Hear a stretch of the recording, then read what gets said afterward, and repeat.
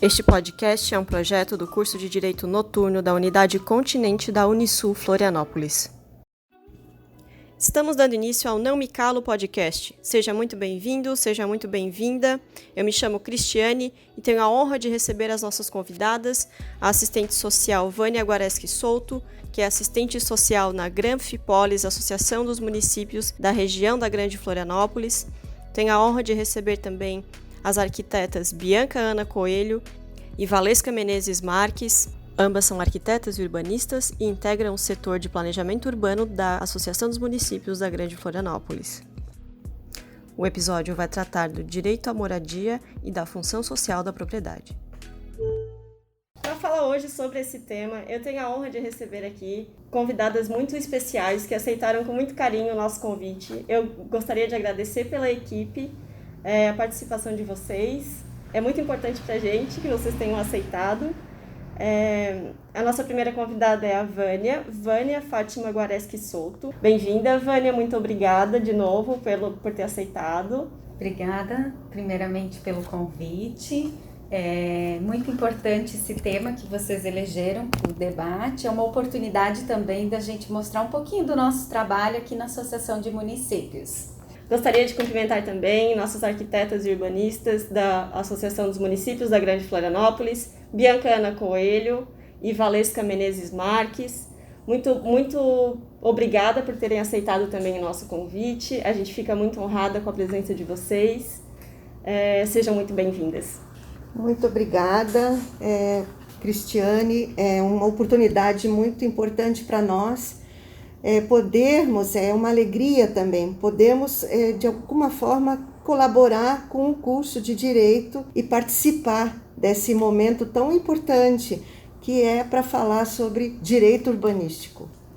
Também, pegando a linha das colegas, agradeço pela oportunidade e espero que a gente possa trazer assim, algumas reflexões interessantes para os alunos, né?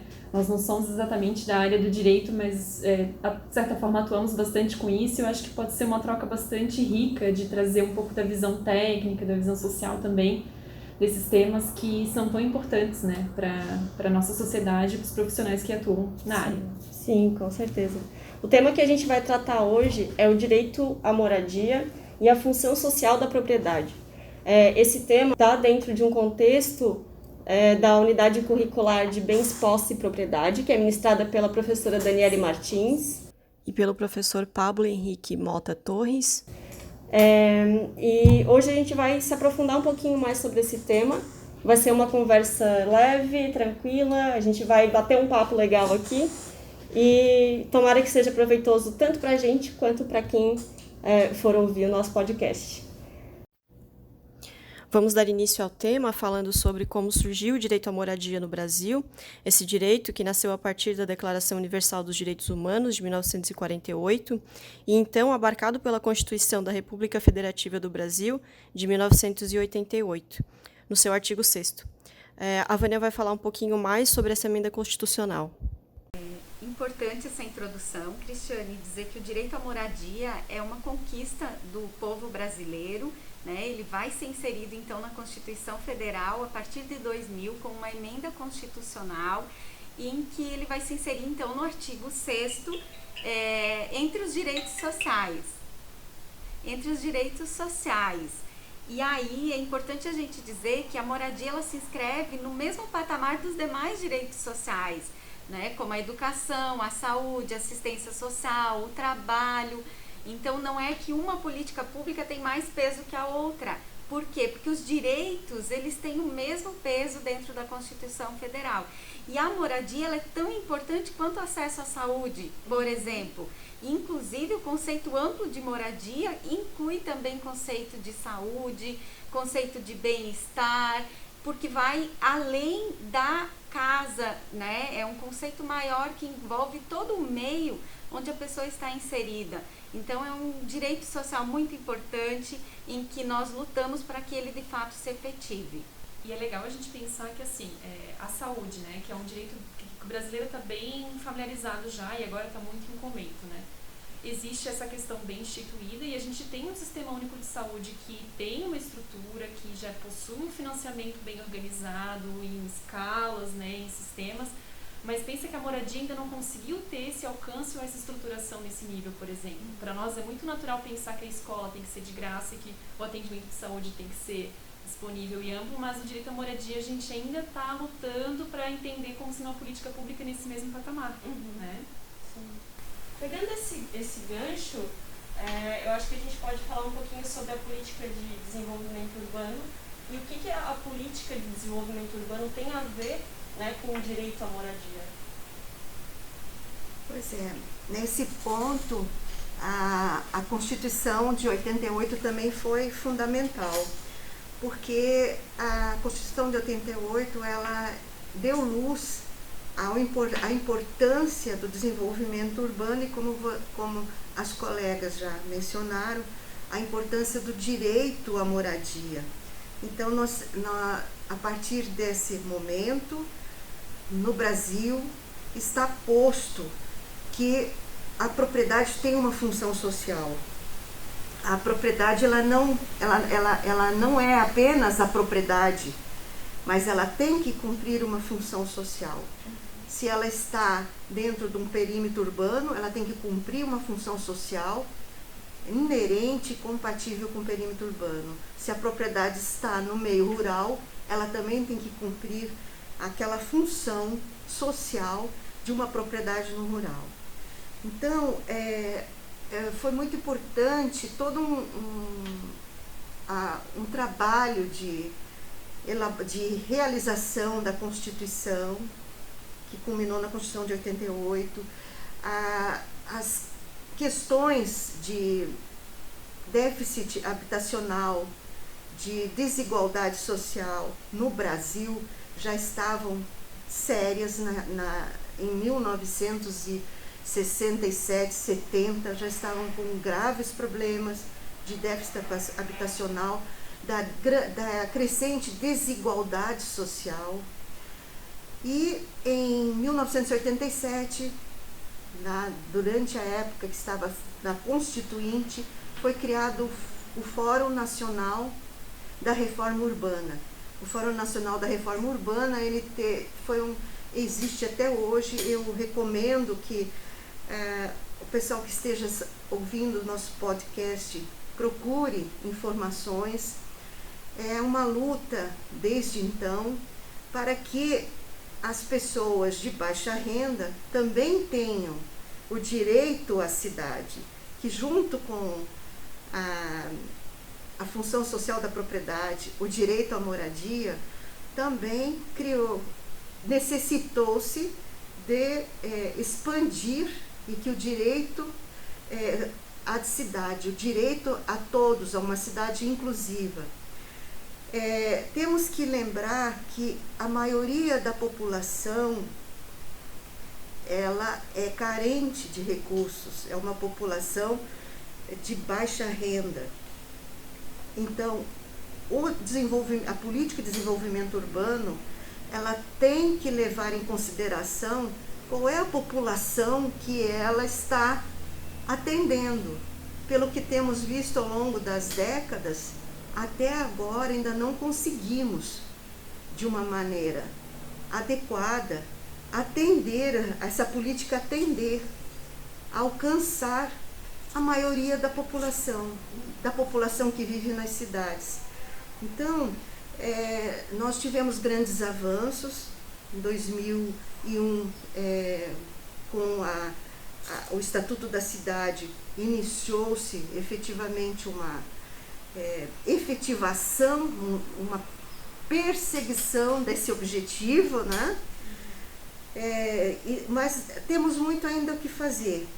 Então, o direito à moradia, ele está completamente envolvido e deve ser observado em qualquer política de desenvolvimento urbano. O direito à moradia e a questão do direito à cidade. A cidade tem que ser inclusiva. Nada de se colocar moradia para a população pobre em locais completamente distantes, periféricos, sem nenhuma estrutura de uma cidade. Só conseguiríamos ter cidades boas para se viver quando essas cidades forem regidas por uma política de desenvolvimento urbano que lembre que a maioria da população é uma população carente, pobre e que não pode arcar com custos especulativos da terra urbana. Aproveitando essa tua fala, Valesca, eu acho que seria importante perguntar sobre a omissão e a despreocupação, né, do poder público com as questões socioambientais. Como isso impacta, né, no direito à moradia? Isso tem totalmente a ver com o que eu acabei de falar. Porque o poder público, ou seja, o poder executivo municipal em especial, ele constitucionalmente ele tem essa atribuição de dar conta das questões da cidade. O que nós entendemos é que o poder público municipal, ou seja, o poder executivo municipal, ele também precisa ter incremento na sua receita para poder dar conta dos encargos que lhes são atribuídos. Muitas atribuições e competências que, a partir da Constituição, têm sido passada para o nível municipal, percebe-se que ela não está sendo acompanhada de uma efetiva distribuição dos investimentos. Ainda há muita coisa que fica com o nível do governo estadual e no nível do governo federal. Então, a omissão, às vezes, não é simplesmente uma omissão, é uma falta de condições para efetivamente poder trazer essa cidade inclusiva que nós necessitamos. Acrescentar, né, Valesca, que a gente tem uma experiência bem bacana, que é o trabalho intersetorial, né, assistência social, o planejamento urbano, justamente para fazer essa soma de saberes e pensar a cidade como um todo, incluindo de fato todos. Então, o que a Valesca traz sobre o direito à cidade e o direito à moradia, eles estão extremamente interligados, não é uma coisa distante da outra, pelo contrário. Então, é compreender que todas as pessoas têm o direito a estar e viver bem dentro das cidades e que, para isso, a gente precisa pensar em políticas públicas e muitas vezes algumas são universais e outras são políticas que a gente vai chamar de equidade, que é para garantir para alguns o acesso para que lá à frente eles tenham os direitos iguais. Então, política de equidade, por exemplo, a política de habitação, de interesse social, ela vai tratar da inclusão das pessoas de baixa renda na cidade, né? Então ela é considerada uma política que vai trazer equidade para que todos tenham direito à moradia, né? Então ela é bem importante e gosto muito dessa fala de que é interligado, né? Direito à cidade, viver bem na cidade, e é o que todos nós queremos. Um outro tópico importante que eu acho que a gente precisa falar é o significado, né, do imóvel vazio dentro do contexto urbano, dentro do centro urbano. Esse assunto ele vai ter, ele é uma consequência de uma série de situações e de contextos, né, que a gente pode pensar, mas acho que dá pra gente talvez cercar algumas discussões que podem ser úteis para o debate como um todo. Uma delas a gente vai falar um pouquinho, né, dá para discorrer um pouquinho sobre a questão da dinâmica dos centros urbanos, como é que as cidades são formadas e como é que isso acontece, mas basicamente esses imóveis vazios nas áreas que a gente chama centrais, nas áreas que têm infraestruturas, elas quase sempre são resultado de um processo especulativo. O que acontece?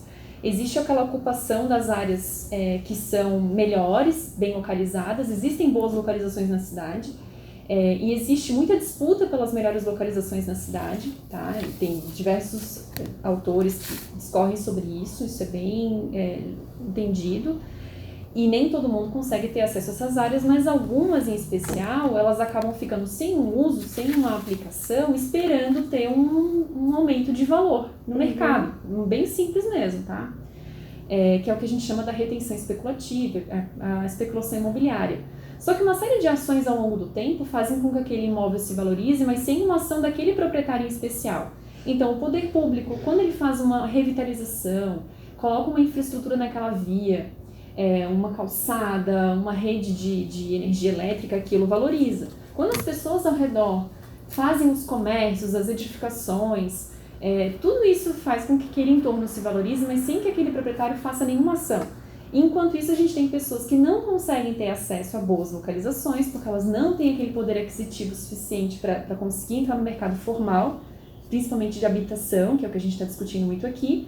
Então, na ideia que a gente estava conversando das políticas que buscam maior equidade, maior equilíbrio dos sistemas sociais, né?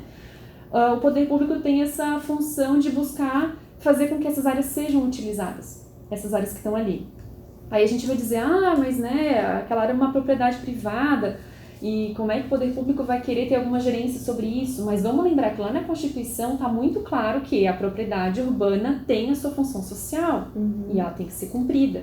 E o Estatuto da Cidade vem para regulamentar isso, para dizer o que é um imóvel urbano que tem a função social. Como é que eu sei qual é a função social dele?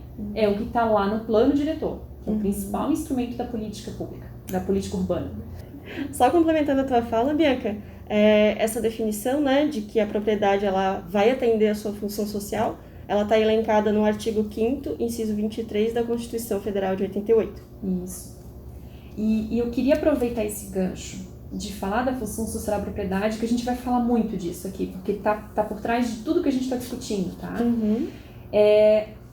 Trazer uma reflexão um pouco diferente sobre o Estatuto da Cidade, né? Porque a gente sempre lembra, assim, é muito comum a gente ver, quando falarem do Estatuto da Cidade, a questão dos instrumentos. E para isso que a gente está falando dos imóveis urbanos, realmente é um ponto muito importante, porque o Estatuto da Cidade, ele regulamenta e ele institui alguns instrumentos que ajudam a gente a fazer com que aquela propriedade seja utilizada, que ela exerça a sua função social.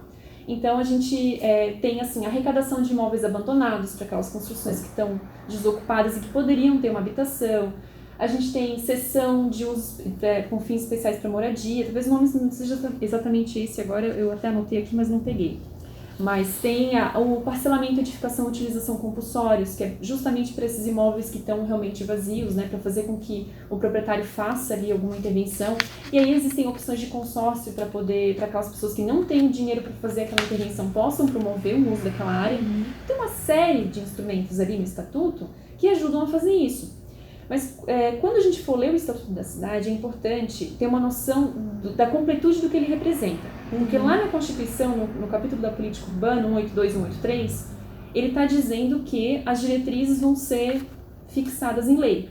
E o Estatuto traz isso. Então, assim, se forem me perguntar o que é o mais importante no Estatuto da Cidade, são as diretrizes. Os instrumentos, eles são aquela caixinha de ferramentas clássica que a gente fala, que ajudam a chegar em alguns objetivos, mas se eu não souber o que fazer com esses instrumentos, não vai adiantar. Eu preciso ter um norte, um pacto do que eu quero promover na cidade.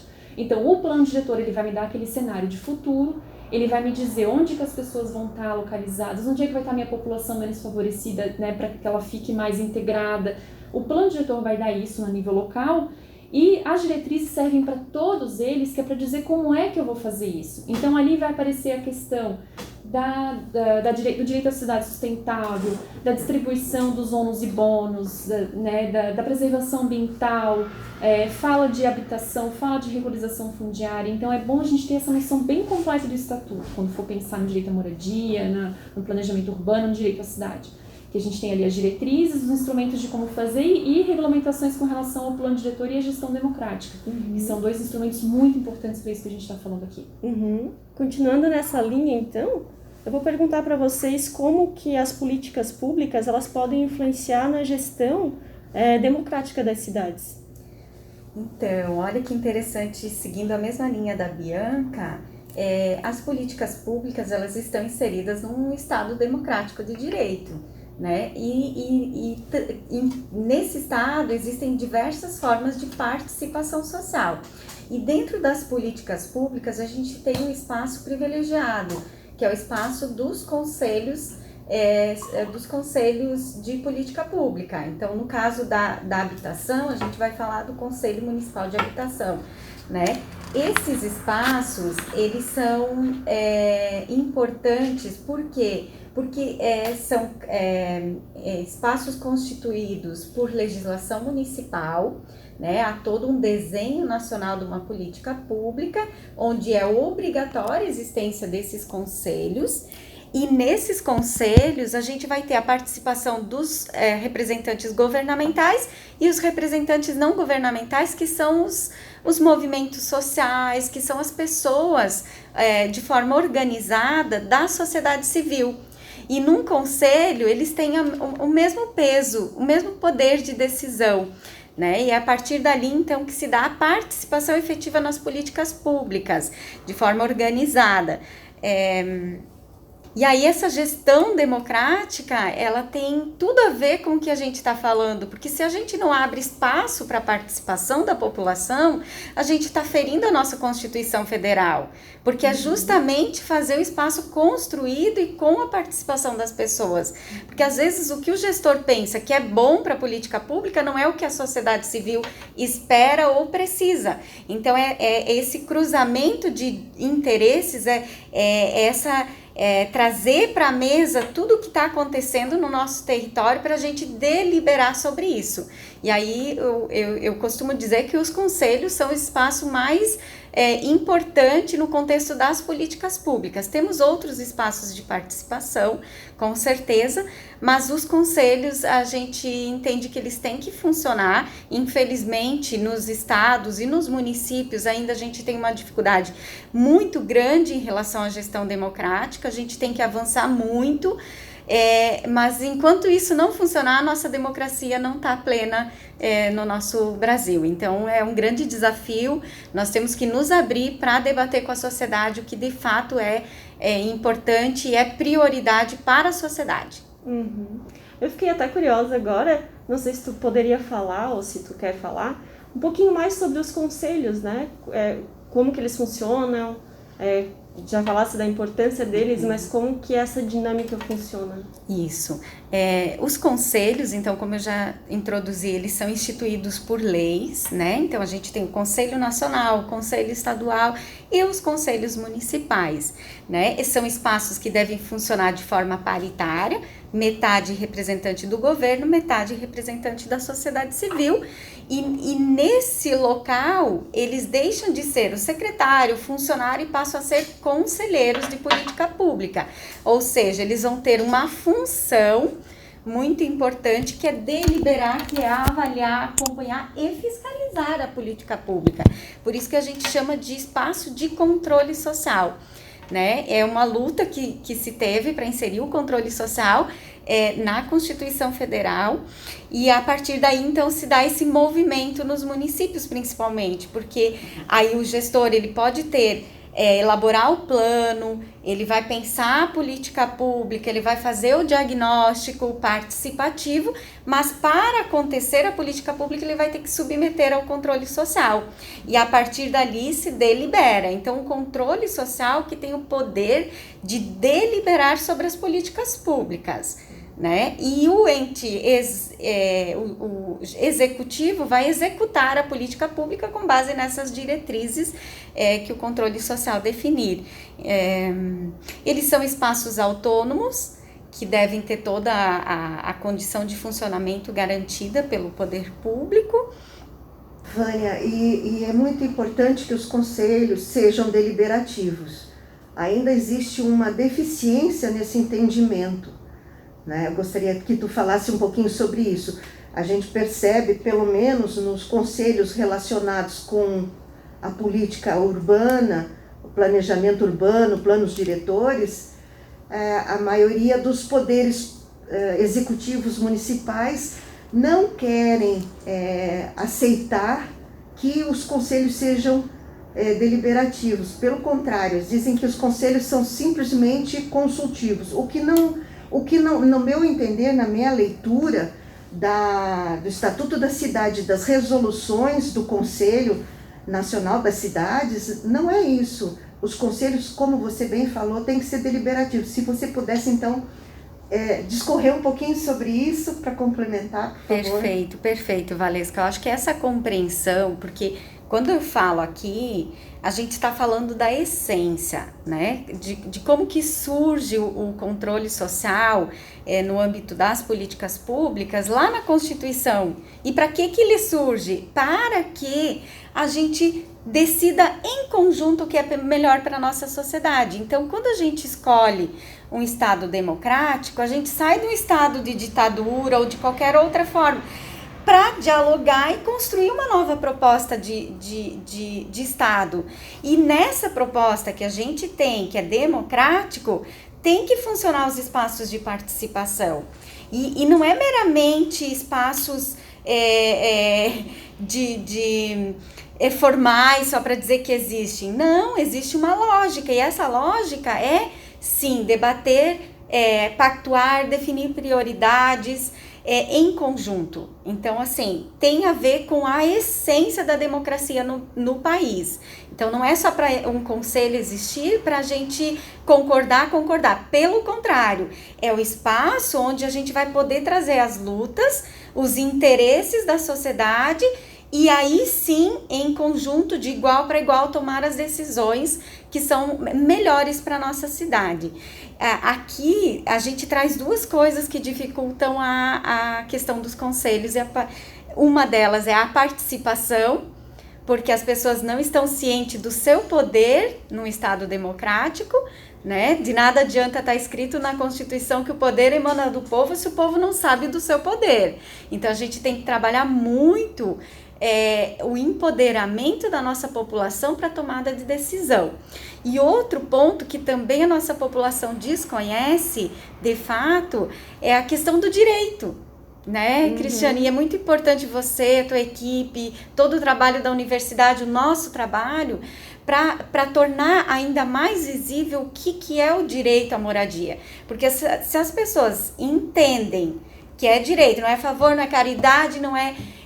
pelo contrário, é direito, dever do Estado, e aí sim a gente vai conseguir ter uma mudança, porque daí a população se coloca como portadora de um direito, e aí ela vai reivindicar esse direito. O direito é exequível, ele pode ser reivindicado, só que ainda a população não sabe. Então a gente tem a participação enfraquecida e a própria concepção do seu direito. Enquanto fica nesse patamar, a gente não evolui. Então, muita divulgação, muita conversa.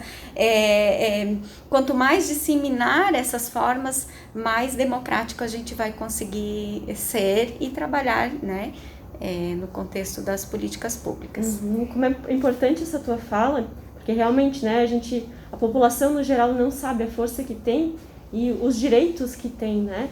E, Cristiane, até aproveitando, porque é um tema que a gente conversa muito, quando a gente vê as populações ocupando espaços de forma ilegal, de forma irregular, digamos assim. Só que, ao mesmo tempo, essas pessoas têm direito a um espaço formal, um espaço adequado, à terra, à moradia, num contexto amplo, e acabam ocupando espaços que é onde eles conseguem.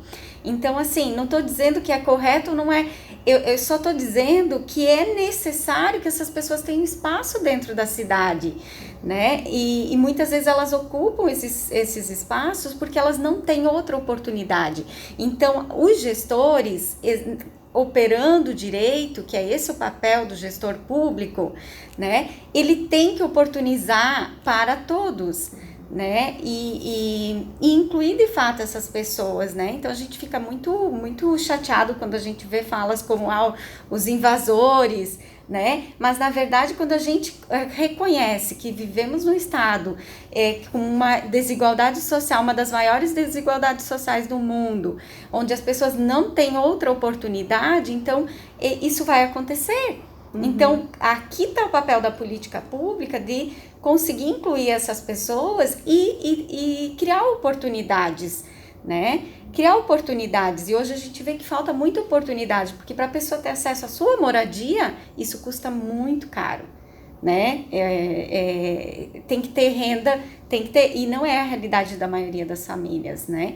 Então, por isso, muitas vezes acontece a informalidade, mas é importante que a gente desconstrua, né, esse conceito do invasor, né? O invasor a criminalização. O invasor é a pessoa que não tem acesso, que não tem renda, que não vai conseguir se não for por meio de uma política pública. E consequência, né, da desigualdade social, né? Exatamente. Lembrando que a gente tem muitas situações, inclusive na Grande Florianópolis, que em geral a gente tem uma população que na sua média tem uma estrutura social um pouco melhor, a gente até que tem um sistema de atendimento, né, social básico, né, bastante privilegiado em relação a outras regiões do país. Aqui a gente tem muitas situações de invasão, não por baixa renda, que são as pessoas que tiveram esses direitos negligenciados, né, como a gente está falando, mas até como uma forma de mercado mesmo, né, e aí atendendo aquela classe média baixa, classe média que às vezes não consegue, ainda assim, mesmo estando no mercado formal de trabalho, não consegue adquirir um imóvel que estaria dentro do mercado formal, porque aqui o valor da terra é muito alto, mas também não é aquela população empobrecida que não tem os recursos, que precisa ter um subsídio mais forte do governo. Para ver como, às vezes, a gente olha para essa população e se sente muito distante dela, mas a gente provavelmente está muito mais perto dessa situação do que daquele mercado que a lei normalmente costuma abarcar e costuma regulamentar, né? A gente tem uma visão, acho que muito ampla, né, e muito até sem conhecimento, né? A gente olha, a gente fala de espaços utilizados de forma ilegal e a gente sempre pensa na população de menor renda, e na verdade não é sempre assim, né? Não. Enquanto morar for um privilégio, né? E a lei determina que é um direito, mas a nossa realidade, se nós formos verificar as estatísticas, é um privilégio. Quem consegue sobreviver, trazer comida para dentro da sua família e ainda comprar uma moradia nos moldes que o mercado impõe, é um privilégio. E como bem disse a colega Bianca, essa situação verificada está muito mais perto, mais próxima de nós do que a gente imagina. Com esses tempos de pandemia, com a falta de empregos, com o fechamento de empresas e tudo mais, vai ficar muito mais fácil a gente ver daqui para frente famílias sendo despejadas porque não pagaram aluguel, porque não conseguiram continuar pagando aquela prestação da sua moradia. E então é algo que há uma urgência muito grande no país para se enfrentar de verdade essa questão do direito à cidade, o direito à moradia. Lembrando um pouco da fala da Vânia na parte dos conselhos, me veio a questão do plano diretor. Qual a importância da participação popular no plano diretor em si? Então, eu vou introduzir, mas a Valesca pode trazer. Posso. Né? Só dizer que a participação popular, ela pode influenciar a agenda, né? Então, a partir da participação, a gente consegue inserir, né, aquilo que é interesse da comunidade. E aí, esse o objetivo, mas eu acho que a minha colega Valesca vai poder falar muito mais dessa questão de como que se dá no plano diretor. Aqui na Associação dos Municípios, a gente está desde 2005, 2006, convivendo com essa situação, com a importância da participação popular desde o advento do Estatuto da Cidade, logo depois, quando começaram as conferências das cidades em nível municipal, começou também uma campanha para que a população entendesse que esse poder que ela tem e essa necessidade de participação. Na elaboração, revisão ou alteração de um plano diretor, essa participação das pessoas que moram na cidade, assim como das entidades organizadas, né, é importantíssimo, porque elas conseguem trazer para o foco, como bem disse a colega Vânia, as necessidades que tem, né?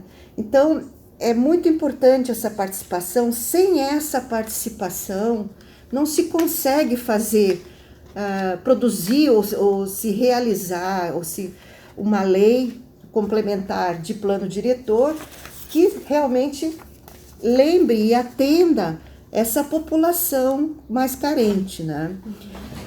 É importante, como vamos repetir de volta, é importante que esse planejamento se lembre que a grande quantidade de população numa cidade é aquela população que não tem renda suficiente, como a gente acabou de falar, até para poder adquirir a sua moradia, né? Uhum.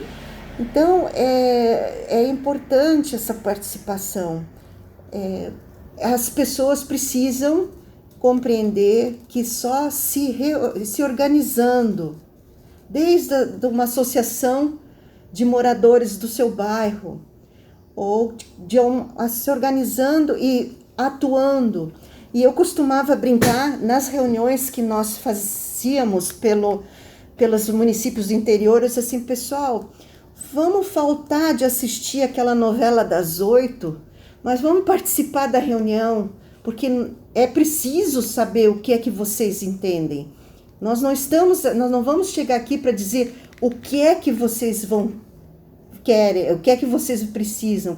Vocês é que têm que nos falar. Então, é preciso ter confiar na organização desses grupos, dessa rede de moradores, de pessoas. Eles têm que confiar que essa união e essa organização deles e a participação como uma turma organizada e que está defendendo alguma coisa ali para o seu bairro, para a sua cidade, que isso vai ter resposta.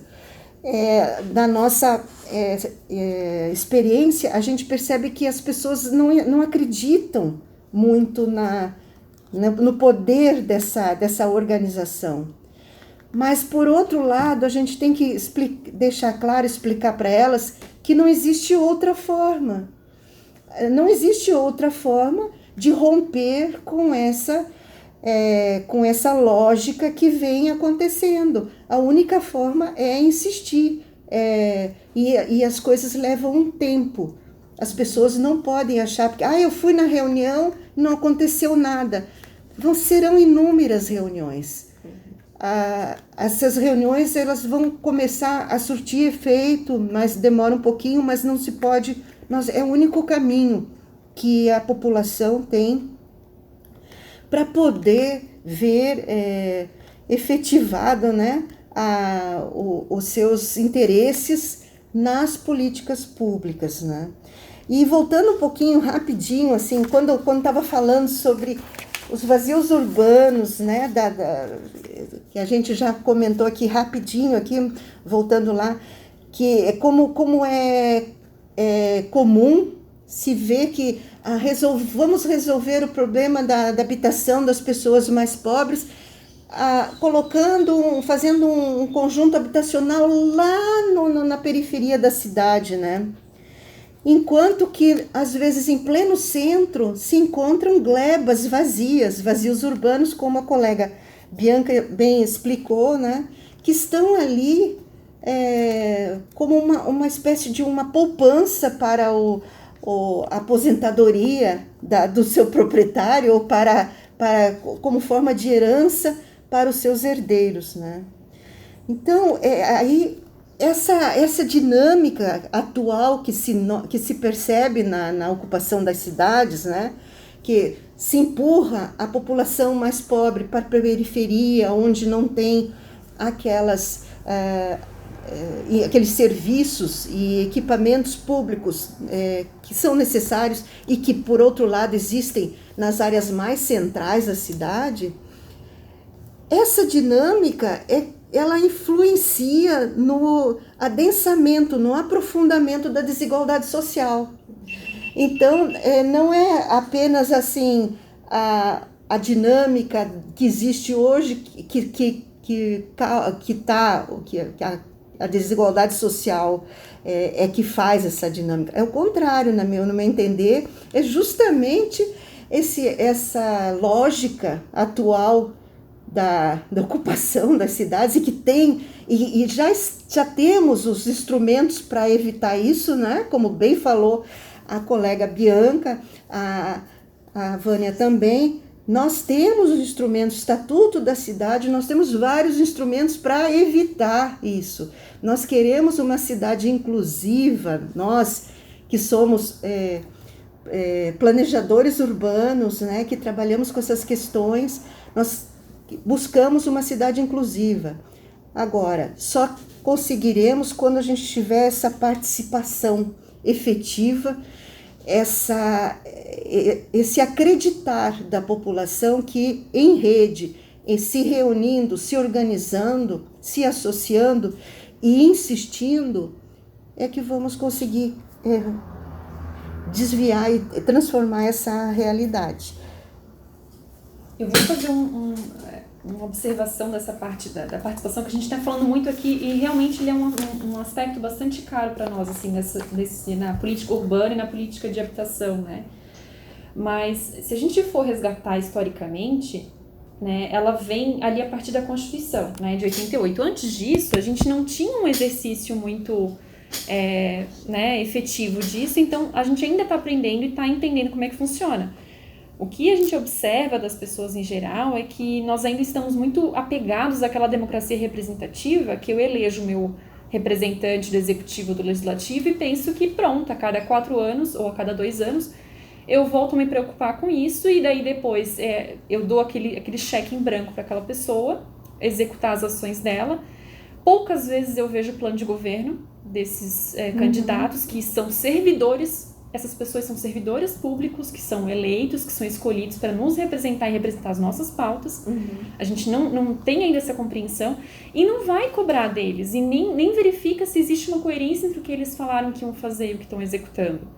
Quando, na verdade, o modelo que a gente tem agora, ele não é só de democracia representativa, mas ele é de participação direta, em que nós temos espaços instituídos para exercer a nossa cidadania como pessoas que tomam decisão diretamente, representando o nosso coletivo, representando os nossos iguais. Então, assim, quem está ouvindo, né, se for pensar um pouquinho, quantos de vocês participam de algum conselho de política pública? Já participaram de alguma consulta pública? De alguma audiência pública? A gente vai ver que não são muitos. E assim, vocês sabem que existem nesses conselhos de políticas públicas representações profissionais, representações de classe. Então vai estar lá a OAB, vai estar CAL, CREA, que são os conselhos de técnicos, vai estar CRECI, vai estar as entidades empresariais, vão estar lá, das instituições de ensino, vão estar lá, de movimentos estudantis. Mas será que esses grupos que representam as nossas classes sociais estão representando o que a gente realmente acredita? Porque, vamos lá, historicamente, esses espaços de decisão, eles são dominados pelas pessoas que têm algum tipo de poder. Poder aquisitivo, poder intelectual, poder de família mesmo, sobrenome. É assim que funciona, né? A gente tem que estar ciente de que é assim que as coisas acontecem. Então, enquanto a gente não entender esses espaços e não procurar ocupá-los, as mesmas pessoas estão ocupando esses novos ambientes de participação que se dizem democráticos e estão agora legalizados, que estão instituídos por uma lei, mas na verdade não são os representantes da população efetivamente que estão ali, mas são as mesmas pessoas que já tomavam as decisões e influenciavam antes. É o risco que a gente tem conversado aqui, né, de que realmente não está tendo a participação, ela acaba sendo um pouco pro forma, ou porque o conselho não é deliberativo, ele passa a ser só uma fachada, porque as pessoas não entenderam ainda esse poder. Então, democracia dá muito trabalho, gente, dá muito trabalho. É o indivíduo, né, entender o poder que ele tem sobre o coletivo, né? Se todo mundo começar a pensar mais em exercer os seus direitos, tentar se envolver mais nas políticas públicas, tentar se envolver mais nessa questão, né, da reclamação do seu direito mesmo, né? Saber fazer as perguntas certas, tá? Isso a gente vê muito, assim, como técnicos que atuam na área, a gente vê que as pessoas têm o direito de ver uma coisa e estarem descontentes e falar sobre isso.